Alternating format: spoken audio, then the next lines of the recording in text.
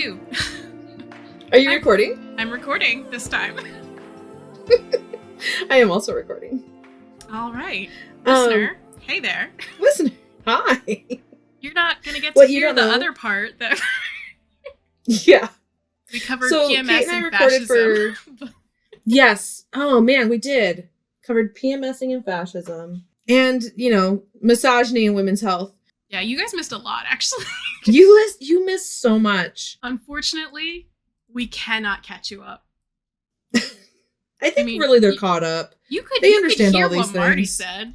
We're just going to put my half in. Well, Kate, how are you doing? Oh, I'm PMSing in fascism. We're not going down that road a second time. No, you can't make me. No. We were talking about writing processes. And you're going to tell me about how you're doing on Remy and Alicia. Yes. So one of the things Kate asked me, because in the previous, what you don't know, maybe, or you do know, because we talk about it all the time with every single episode, is that Kate and I have been recording these episodes since December, but it is now October. No, it is now September. Time is so warbly. Time is the wobbliest. Oh, man.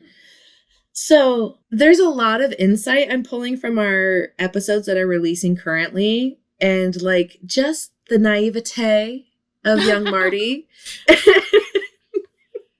And one of the things that Kate observed, in the blooper reel that you guys won't hear, is that she was like, hey, in these other episodes, you were talking about how you really enjoyed how fast you wrote the draft of Remy and Alicia, knowing that you have a huge chunk of edits coming up. And she's like, I'm curious how you feel now that you have been editing for so long.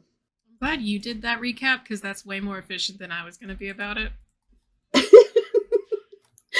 She was really going to leave you to just, infer as much as she possibly could.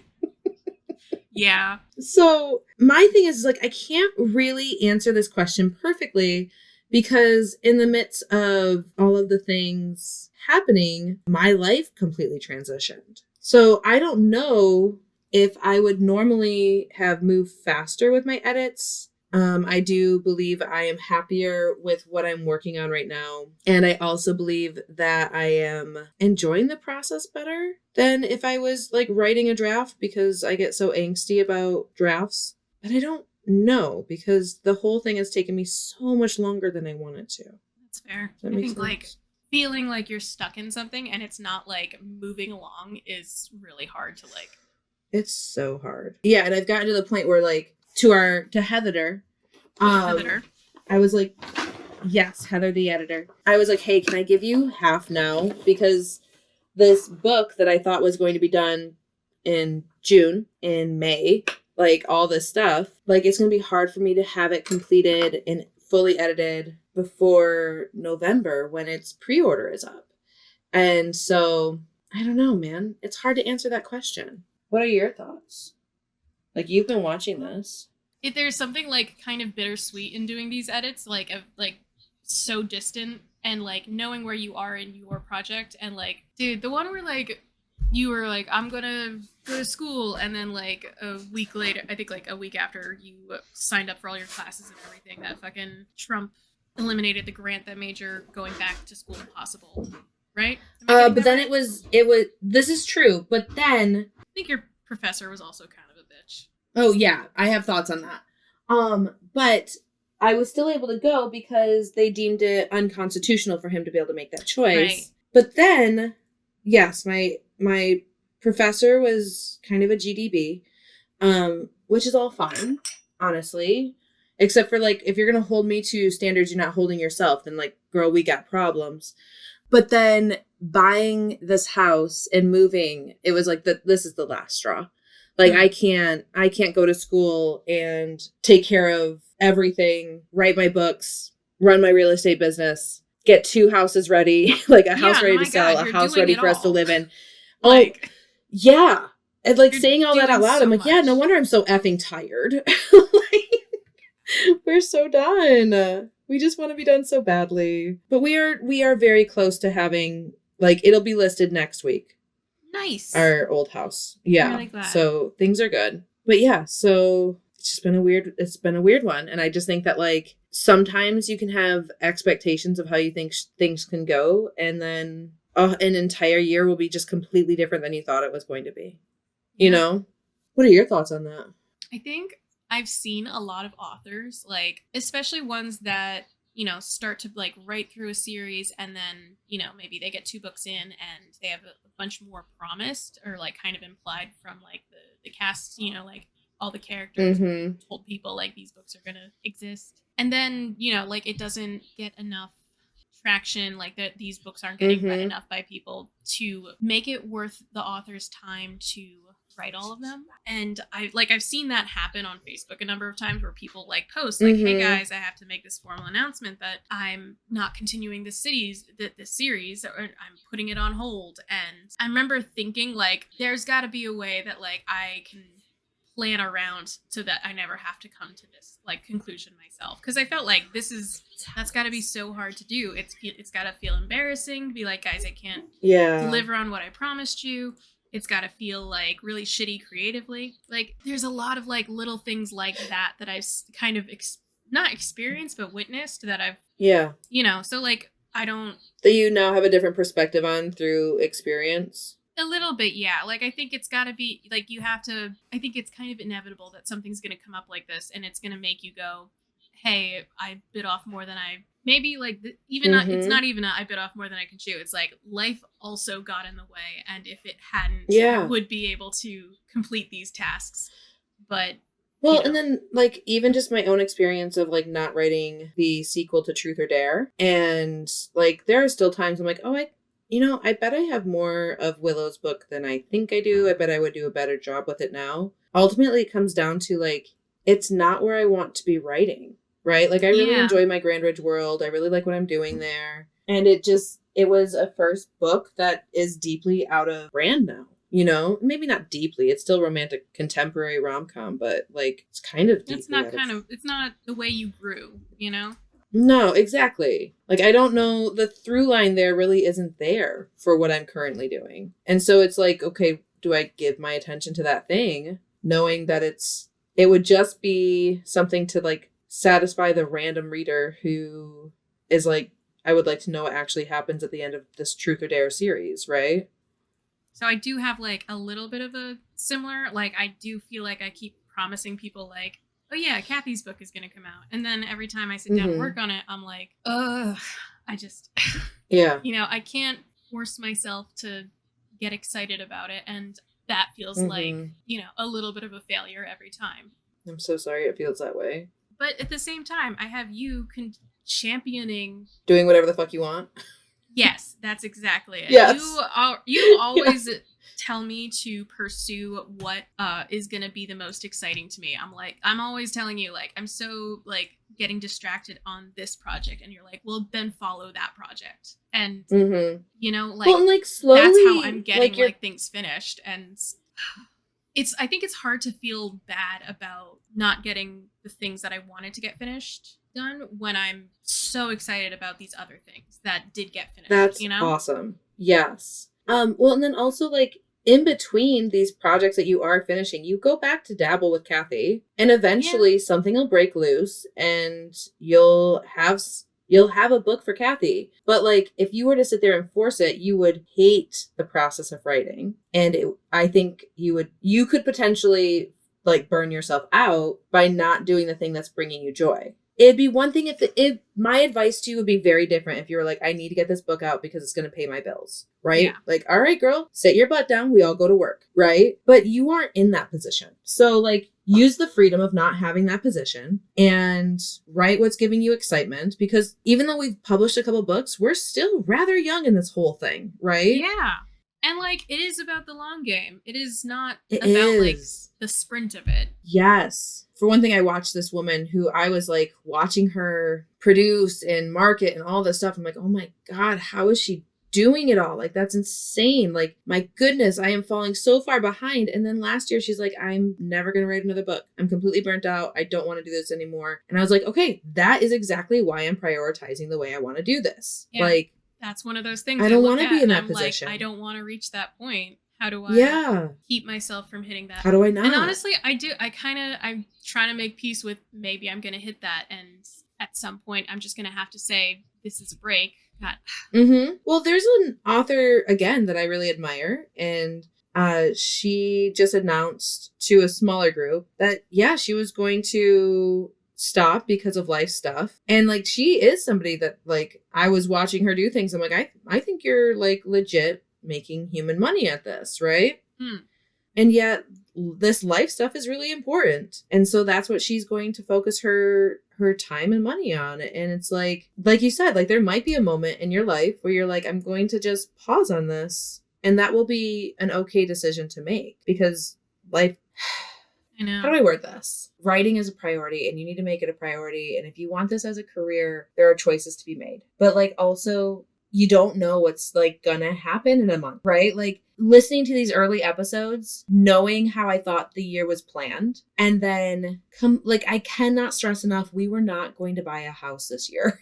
Like it was not in the cards. We didn't have this like set up.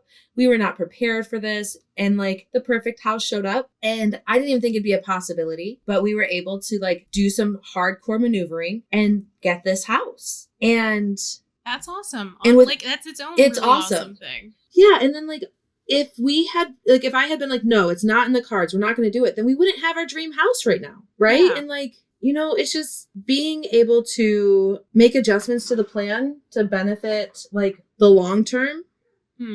I don't know. That's like a piece of advice I would give is like nothing has to go according to plan if it gets you closer to your end goal. Does that make sense? Yeah. And I think a lot of times, particularly I find this in myself, is like I'll get stuck in like the how does this happen instead of like kind of just trusting that it will, right? Because like particularly with my writing career, I'm like, what do I do? How do I do this thing? How do I level up to the next thing? Maybe that's just not like something I need to concern myself with.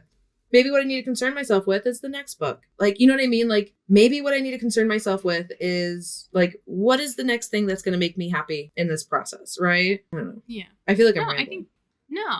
I think this is exactly what it is, you know? Yeah, I do know. We had a really great What do you think? opening. What's going on? We had such a great opening. We had such a great opening that didn't get recorded. And the first thing you said to me, I thought that's the episode title. And now it's gone. And I'm like, oh no. What was the first thing I said? I do not remember. Honestly, it might be on your recording. I'll check it afterwards. It will be. Yeah. Okay, now I'm trying to think like. So where are you at with, you've got Remy and Alicia, what percentage through the book have you finished your edits, your rewrites on? And like, how much do you have left?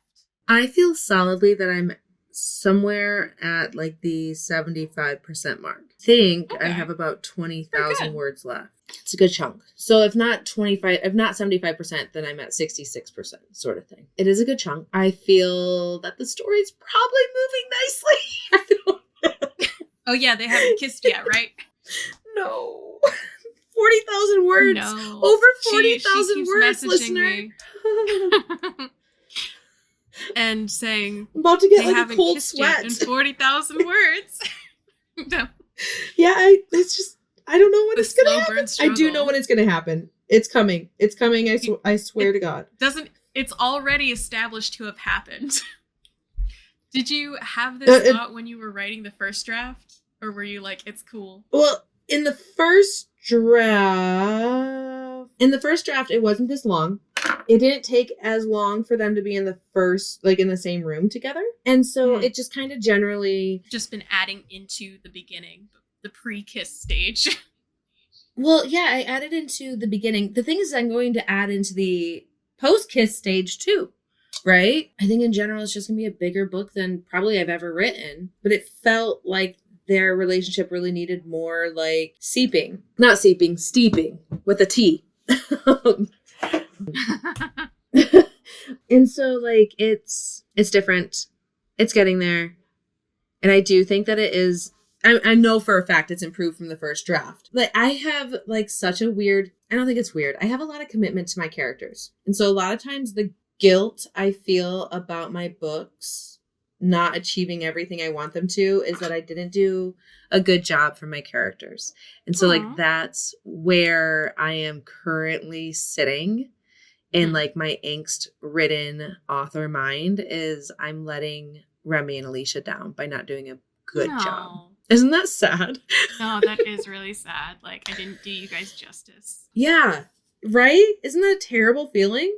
Dude, I remember talking to you about, like, I was, like, taking a look at, like, the things that Logan had actually done in this story, and I was like, I feel like he's got too many red flags, and maybe she shouldn't actually date him. Like, this, like, if she was my friend, I would be like, don't date him. Girl, run. Yeah, girl, run. Please. And single is so nice. You had to, like, walk me back to, like, no, he's still a good hero. I'm like, all right. He is too, though. And, like, he does have some red flags, though. He's got, we covered it a little bit in the Forgotten Burning of Alexandria a few minutes. Burning of Alexandria. Yeah, no, the loss was just as great. We were laughing so much. The energy was so high. It was really good. It was a great energy. I think we could have actually picked a through line there as opposed to just trying to recover. I mean, we're gonna angst over that lost I'm gonna 16 obsess. minutes. Dude, the way that I'm still attached and I'm so certain I could find this, like, one document I knew I saved as, like, a homework assignment in, like, the 7th grade on a Windows 98 machine, and, like, I have gone through a number of drives looking for it. Like, I'm sure at this point... You have literally told me about this, and yes, that you were like, hey, Austin, if I bring this computer, will you find this for me? Yes, I did. Whenever I find a computer guy, I'm like, I need you to find this one file that may or may not exist. That is the... You enjoy this. This is what you enjoy doing. You enjoy this. Now dance, monkey. Listen, if he needs any graphic design work, I'll do it. This is so true. This is so true. Fault that he doesn't have any need. He did actually ask me to draw him, and I did start to draw him, and he thinks it's complete. I'm like, it could use more detail. So he keeps bringing it up, like, hey, you never finished that drawing of me. I want to see it, though. That's so cute. Oh, yeah, I'll pull it. I'll find it. But okay, so... Okay. So I was on, like, the highest of highs, no drugs, just writing high. It was... In love with my story. You were having a lot of fun. Yeah, no, it was so good. And, you know, really having fun with it. And then suddenly I felt on 3 p.m. on a Thursday, my mood just, like, dropped in. Like, I could feel the elevator going down, you know? Oh, no. Like, it was such a... And then I texted Austin and I was like, I don't know what, like... Next floor, hell. It's like, I felt really good a minute ago, and I don't know, like, where's this darkness creeping in from? I'm just fucking PMS'd for, like, 2 days straight, like, the hardest I've ever done it. Like, I was such a grump, and Austin was just like, you do this every month, and I'm like, not like this. And, like, I sent you guys, like, a screenshot of this chapter. I was so excited to work on this chapter, and then I got to it, and I looked at that dialogue, and I went, oh, this is the dumbest thing I've ever written. It's so ugly. Isn't that so bad. Frustrating? And the way that it's like, I literally messaged you guys with a screenshot of the dialogue to be like, hey, back me up. I know this isn't the worst thing I've ever written. Please stop. Like, please, like, convince me that it's not. Like, because I am Didn't we convince you? I feel like we did. Oh, you guys did always we not convince do. You? Because I do this in, good. like, less drastic way, like, sometimes, like, hey, does this line look, is this hitting right, you know? Yeah. I think we all kind of, like, send each other snippets. Absolutely. Or, like, hey, can you fine-tune this? Either it's, oh my god, look how cute and funny I am, or it's, I think I hate everything I've ever done. Yeah, no, there's no in-between. Yeah, there's no in-between. Yeah, but, like, it sucks when, like, you feel like you're suddenly, like, viewing your world through this lens, and you feel like you can't trust your judgment on whether something's good or not, whether you like it or not, because you're just in this mood of, like, I hate everything. And this is in the deleted file from earlier, where I was talking about how I am getting the first part of Remy Alicia around so I can send it to Heather for her to do some edits on it. And I was just, like, reviewing a chapter, and what I'm doing is going through and getting rid of all the footnotes I have on each of, like, whatever has footnotes, right? Yeah. God help me if I was like, oh, I'll fix that when I read through it, and I didn't leave a footnote. I will be so annoyed with myself. But anyway, moving on. Honestly, I think though it's fine. Like if I forget. If she doesn't catch it, is someone else gonna find this minuscule thing that stuck out at you that one time you read it? Are you gonna remember the next time you read it? Probably not. I don't know. I'm very pro losing things to the ether most of the time. When it's shit like when it's writing, when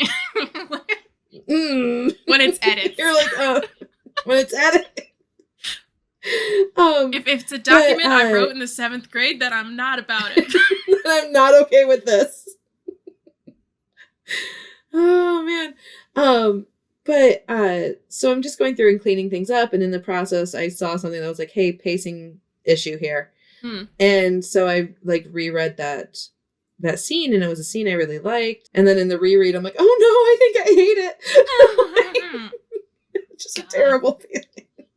That it's the worst, especially because like, and you kind of have to interrogate yourself. You're like, am I making this comment because, you know, I'm just being a grump and no one else is going to catch this? Or is it actually going to like make things better? Am I just feeling this way right now because I'm reading it out of context? I'm not reading it from the first page to this moment, right? Yeah. Am I feeling this way because of like just being in a more critical place, being a little bit tired, like all this stuff? But ultimately, and this is quite possibly it, I don't have time to go through and do another edit on this. We are at the point where we need to clean up language and we need to move it along, right? Like that's where we're at right now. And so I know I have been meticulous in this edit, and I feel that I have done a really good job of like choosing the way the story should go, right? But I was really hoping to get at least one read through before being in this spot. But then, like, you know, I don't know. Some people like it, some people don't. Life is lifing. Yeah. I mean, it's so easy to be really hard on yourself and be like, this isn't the level of skill I want it to be at. Dude, I think there was... because I definitely felt that way about like Sean and Elise's books. And then I think I told...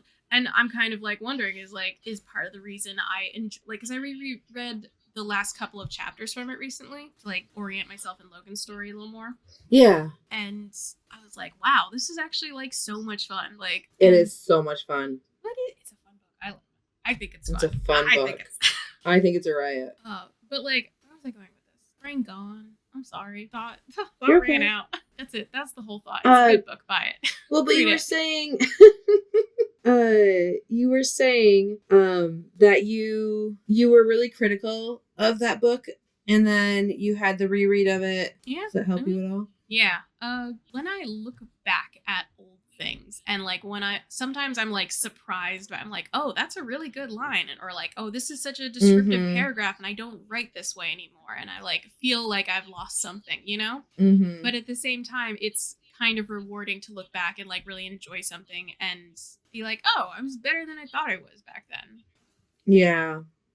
I think that's a fun feeling, and maybe Remy and Alicia might surprise you, because like I've really enjoyed a lot of these chapters. I think you've put a lot of effort into fine-tuning things in a way that honestly, like, to me is so scary, the way that like you are willing to bulldoze things for like a whole chapter and just rewrite it from the ground up, you know? Yeah, and I think, get like, that. That's the kind of like effort that really does refine it. That's my concern though, is like whether or not it actually feels refined or if it still feels like a draft. You know what I mean? Yes.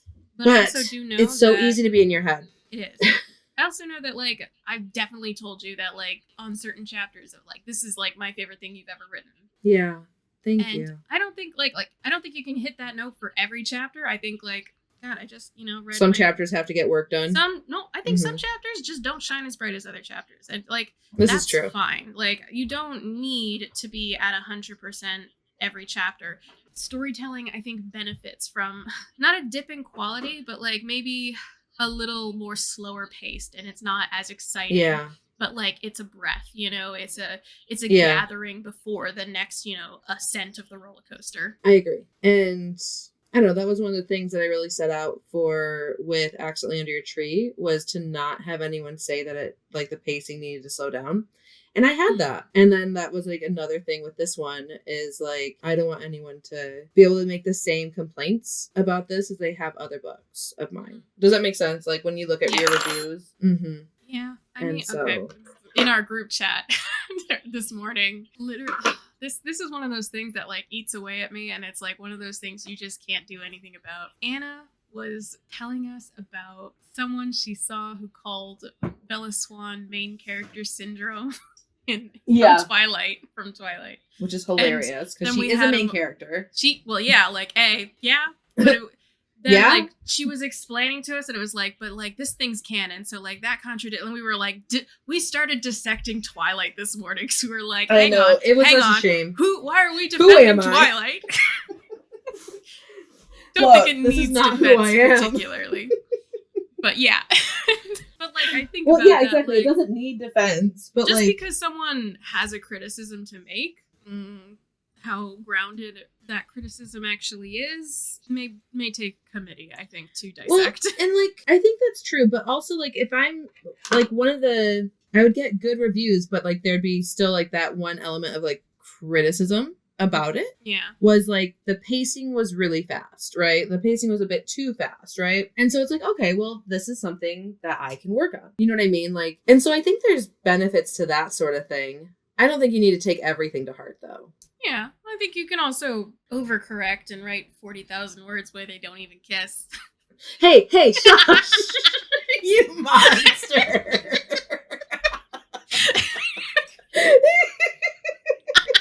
I love how I saw the train coming, like, hey! I'm sorry, I saw the opening. The foreshadowing of 40,000 words was enough. God, you're funny. I think it's fine to have a slow burn. It's okay. You're not overcorrecting. I know. You have totally been in defense of this slow burn. You're like, some people will really like it. I'm here for the defense of some slow burns. I think we should have them to keep people on their toes.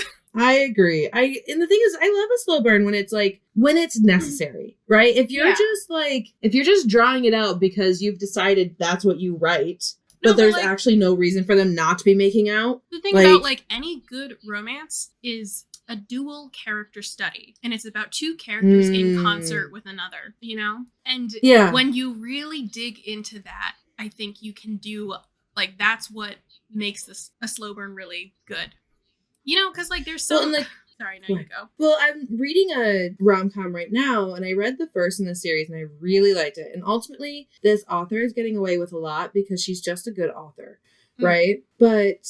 Well, what is she getting away with? Well, it's a Friends to Lovers where they had a falling out when, like, at 18, right? And they haven't spoken for 9 years. And, for reasons, they are staying at her parents' house while they're out of town. And it's not where he was expecting to be, right? Okay. He does not want to be back in their hometown at all, right? All right. And they have great chemistry, but mostly it's like, she's really hot. He's really hot. We have great chemistry, right? And so, like, without being a particularly good writer, I don't think she could keep me invested in this book because, like, the angst these two characters are going through is very much like, yeah, I get it. Like, this event happened and it shattered your perspective and your identity in a lot of ways, but it's been 9 years, and those are pretty formative 9 years, right? From 18 to 27. I hope you're doing some growing, right? Like, I hope you come to some realizations. Tell me you're still hung up on something that happened when you were in high school. It's like, all right. Yeah. You know, I understand that things happen at that time that can have a big impact. And they can still hurt, but it's like, if you're still, you know, letting it really influence your day-to-day, or like even weekly or even monthly, it's like you are... Or like the entire history of your relationship with people or your job, right? Yeah. Like it's a bit much, right? And then like how this heroine has got him in her parents' house is like, ooh, that's deceptive. And then like there's a couple other elements that are like, yeah, this isn't like, if it weren't for the fact that I am suspending a lot of my reality right now, and if this author wasn't so good at doing this, you know, romance writing thing, I wouldn't be able to continue this book. Right? God, that just makes me wonder, like, what are the things people are like, all right, that's sus, but I'm gonna keep reading for, you know, for you're in my shit. Yeah, like, no, I get that. Well, but like you get to suspend so much reality because of writing monster romance. No, but I'm sure like people are like, ugh, did she just use the word spawn? Ugh. Yeah. You know, like, strike there. Yeah. All right. Yeah, no, I get I'm that. gonna keep going, but you're on thin fucking ice, babe. You better make me laugh real quick. No, okay, for real though. Okay, like one of my favorite authors of all time. You guys have heard me declare my love for Tessa Dare over and over and over again. I do think like some of her earliest books don't, like, you can see her grow, I think, from book to book, especially in her early books. Well, and I and think the that this leaps is a and really bounds like she grows in. It draws us back to that comment I made earlier of like, yeah, we have a couple books out, but we're still very new at this. Oh my god, yeah. Right? Oh, I did the amount of thoughts I have not finished in this conversation. I'm sorry. Do you want me to finish 2 thoughts and then you can come back to Tessa Dare? Yes. Okay. The most recent thought was that this book that I was just talking about is not a slow burn, right? Okay. She does a good job of like setting you up that you're like, yeah, guys, just knock this out. Okay. Like knock this out so we can get back, like get to like the emotional stuff you guys are dealing with, because otherwise this would always overshadow everything else, right? So like it's not, I don't know, like I said, like it the choice for it not to be a slow burn is very much justified in this situation. And again, I do think that it's important for these characters to have this like physical relationship in order to get anywhere near scratching the surface of emotional relationship, right? Okay. The other point I was going to make when I made that comment about us being new to this, right? One of my favorite things that Golden Angel talks about. We love her. We love her. She has no idea, but we do. Is very parasocial love. Oh, very parasocial, but like, man, I wish her all the best, and she's such a gem and such a helpful person in the community. But she talks a lot about how she doesn't stay in her lane, right? Yeah. And that she writes across different genres and different time periods, all this stuff. And she's like, I'm very lucky that I'm able to do that. But also, like, people will be like, they'll give the advice of stay in your lane. And then they're like, you know, I was writing this and I was writing this and I was writing this. And it wasn't until I started writing this one thing that I started to find success. And she's like, but you're leaving out the fact that you explored. You weren't able to know the one thing you were supposed to be writing and where you would find your readers until you did some exploration. And so the advice of stay in your lane is really not wise, because you will grow as an author. Your readership will grow with you through your exploration, because it is an art form and you do have to figure out where you land. Right? Does that make sense? Yeah, no, 100%. I get that. But okay, so now you can go back to Tessa Dare. Well, so like I do have like one thought to attach to that thought. Okay. Because I definitely feel like, because one of like the first books that I put out under this pen name were monster romance. And then I think I've talked to you quite a bit about feeling like I have to stay within monster romance and I can't like really, you know, travel to historical romance, my one true love. It is true. my first love. My first love. The one that got away. The one that got away from me. No. No, I enjoy historical a normal amount. I know. A normal amount. A very normal amount. Yeah, with no tentacles at all. Yes. Historical romance with tentacles. That does exist, I'm sure. I'm sure it does, and that is something to think about. Yeah, so. I might just lean into that, honestly. That's like, such a great idea. Like a Duke that also is like yada yada monster. Like that's so interesting to play with. Right? Anyway. Ugh. Yeah, I really like that. I feel like you could lean into like some Beauty and the Beast shit too. It's like, is he cursed? Oh, yeah. Yeah. Or is this his true form? I mean, I mean, we all wanted to see the beast stay a beast. Let's be real. Yeah, no, we weren't into what happened next. No, I think changing his face right at the end, like, yeah, if they just made him look more like he looked too different. Give him a beard. A beard. Keep he his hair shaved brown. in 20 years.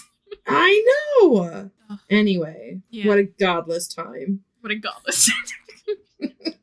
Oh, okay, so my Tuesday Dare thought. Okay. This is like a book I read all through the PMSing 2 days. So like I'm in as foul a mood as I'm ever.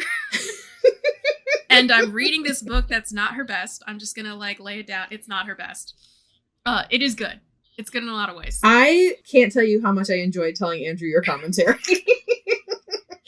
I'd read him your notes. And the thing is, I was reading it as quickly as I could bear to because it's being taken off Audible. It'll be gone by the time this airs for whatever reason. I imagine the contract has run out. It's an old book. And like every time I posted in our Discord about it, I would go, guys, he's talking about the horse again. Like this man is just so obsessed with his fucking horse. He can't give his wife a hug, but he's obsessed with his horse. Because he's angsting about the horse, and it's the book is One Dance with the Duke. The fucking beginning of it is wild. Like there's a ball which is normal. He steals her out of the ball. He carries her bodily off. Nice, we're here for it. Then they go to like they find out someone died and they have to like attend to his because a horse. No, like the horse is involved somehow. Like. Well, but like he carries her bodily off because of the horse. He's like, oh shit, my horse. No. He carries her off because he's got social anxiety / autism. Oh, like, okay. No, literally he's so fixated on the horse. I kept coming back to, and like he's not reading social cues. He's anxious in crowds. I'm like, every chapter, I'm like, get this man assessed for autism. Like not in a mean way. I just think he needs like support. Yeah, he just needs help. Yeah, he's white knuckling life. He's got so many emotional support horses that he's built some really intense narratives around these horses. They social emotional like support horses. Yeah. Got a whole herd. Have you seen that video about like the mini horse that would wake children up out of anesthesia in hospitals by like banging its nose on this electronic keyboard? No. God, tell me more. Thing. No, that's the whole thing. This horse goes around so and funny. wakes kids up out of their anesthesia when they're coming out of surgery. And it's supposed to be like a fun experience, but it's kind of terrifying. I was gonna say, I don't think so. He's not good at the piano playing. He is. Well, but like also like you're disoriented and all of a sudden there's a horse in your room. Like, wouldn't you always feel like you like hallucinated that? Absolutely. I'd be like, Mom, like 20 years later, I'd be like, Mom, I swear to God, there was a horse in that room. And then her be like, there was. You're just too afraid to ask, like, was there a horse in the hospital? Yes. Or did John Mulaney put that funny. into my head? John Mulaney. Okay, so he's obsessed with this horse. Yeah, no. That's the whole thing. It was like, I was so angry at him for like not being able to comprehend that his wife was like a person with her own needs and like feelings. Which was, by the end of the book, he does. He gets there. But like, I don't know. He was the horse thing was killing me because I was like, oh, okay, you need to like sit down, dude. Because he was also like, I thought that he was such a well-written character for what she was doing with him. I just hated what she was doing with him. I was like, I don't think he's ready for romance. I think he needed to wait a book or two. Need to incubate this egg for a while. Yeah, no. Yeah. Like, I do feel like, because he was really also the embodiment of, like, white privilege, social status, like, you know, no one's ever said no to him because, like, you know, because of who he is, because he's a duke. Yeah. And, yeah. Which, you know. Which, like, is irritating, but, like, accurate for the time period. So I was like, I respect it, but it's also getting in the way of my fantasy time. That's it. I think that's all of my thoughts. Okay. Okay. God, where have we gone today? We've been all over the map. We did cover the ground that we said we were going to cover, which is honestly maybe a first for us. Which is impressive, yeah. I probably should do writing advice and then go grab my children from school. Ooh, So, all right. Yeah. Do you have advice? I don't know. Right now I'm like, stop having expectations. That's my advice to myself. Stop having expectations. Stop thinking you know how things are going to go. I think that's maybe hard to practice, to put into practice. Yeah. Yeah. But I don't know. In a weird mental place. So we're just going to leave it there. I think like having like, you know, you really can let yourself down by having like big expectations, but I don't think that's a reason to not want things, you know? I think we're kind of returning to that Buddhism thing. And I'm so sorry.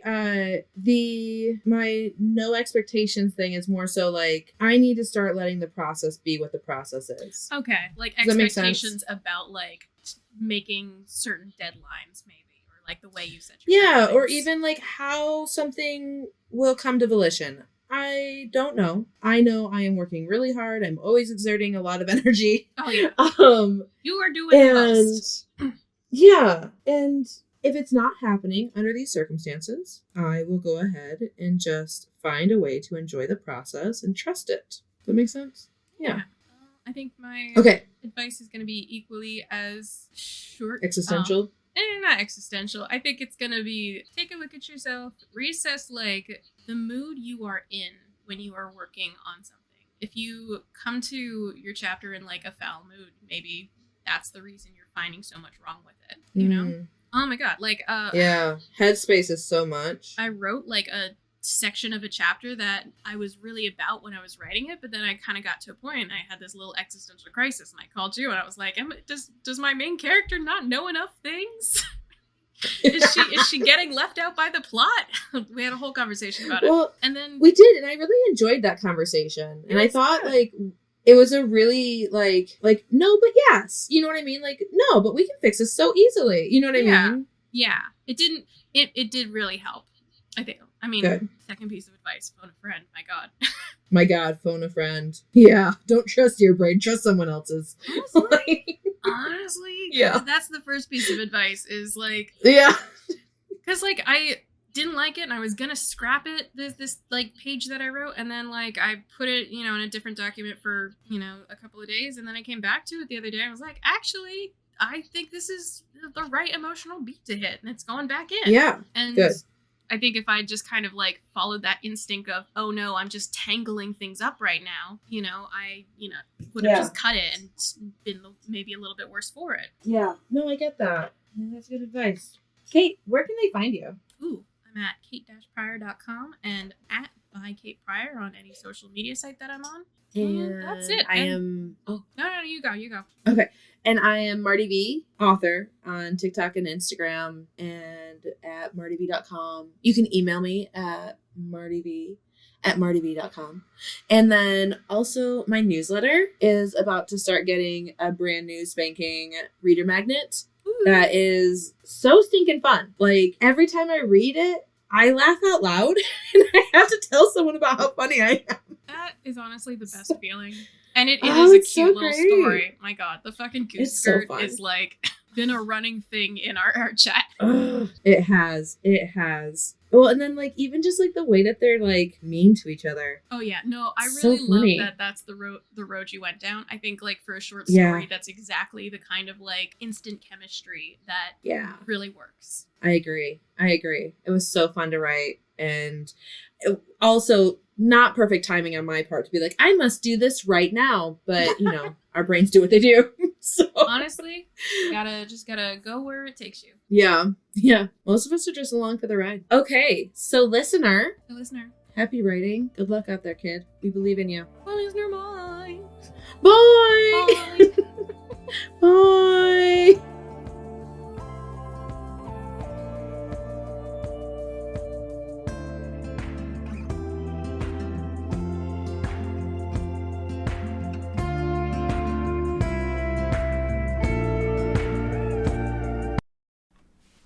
Are you doing your thing? Are you being weird?